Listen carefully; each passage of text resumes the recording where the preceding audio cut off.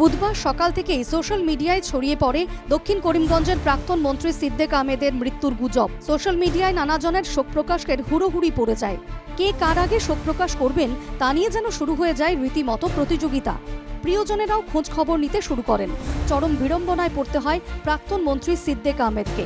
শেষ পর্যন্ত বাধ্য হয়েই তিনি সোশ্যাল মিডিয়ায় ভিডিও পোস্ট করে জানান সুস্থ আছেন তিনি। ভিত্তিহীন গুজবকে কেন্দ্র করে অস্বস্তিকর পরিস্থিতির সৃষ্টি হয়। অত্যন্ত বিরক্ত হন দক্ষিণ করিমগঞ্জের প্রাক্তন বিধায়ক সিদ্দিক আহমেদ। প্রিয়জনদের উদ্বেগের জবাবে নিজেই ভিডিও করে জানালেন তিনি ভালো আছেন, সুস্থ আছেন। তো আপনারা বিভ্রান্ত হবেন না কারো কোনো কথায়।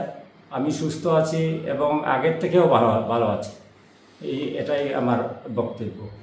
প্রাক্তন মন্ত্রী সিদ্দিক আহমেদ বলেন, এদিন সকালের দিকে কেউ সোশ্যাল মিডিয়ায় তার মৃত্যু সংবাদ ছড়িয়েছে। ঘটনাটিকে তিনি অত্যন্ত মর্মান্তিক এবং দুঃখজনক বলে উল্লেখ করেন। আজকে সকালের ভোর থেকে কে বা কারা একটা পোস্ট দিয়েছে যে আমার নাকি মৃত্যু হয়েছে। তো এটা অত্যন্ত মর্মান্তিক এবং দুঃখজনক। সিদ্দিকের বক্তব্য, সোশ্যাল মিডিয়ায় এ ধরনের পোস্ট যে কী ধরনের ক্ষতি করতে পারে যিনি এ কাজ করেছেন তার কোনো ধারণাই নেই। বিষয়টি নিয়ে তিনি পুলিশে এফআইআর দায়ের করবেন বলেও জানান প্রাক্তন মন্ত্রী সিদ্দিক আহমেদ। যে এ ধরনের পোস্ট কত ক্ষতি করতে পারে সেটা বোধহয় তার জানা নেই।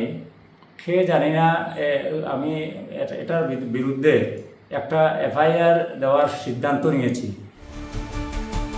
বেলা বাড়তেই প্রিয়জনেরা জেনে যান সিদ্দিক আহমেদ সুস্থ রয়েছেন। এভাবে গুজব ছড়ানোর ঘটনায় জনমনে তীব্র প্রতিক্রিয়া সৃষ্টি হয়েছে। সিদ্দিকের সুস্থ থাকার খবর পেয়ে স্বস্তি পেয়েছেন সকলে। বহু মানুষ তার সুস্থ দীর্ঘ জীবন কামনা করেন। শ্রীভূমি থেকে মিষ্টু দত্তের রিপোর্ট, NKTV বাংলা।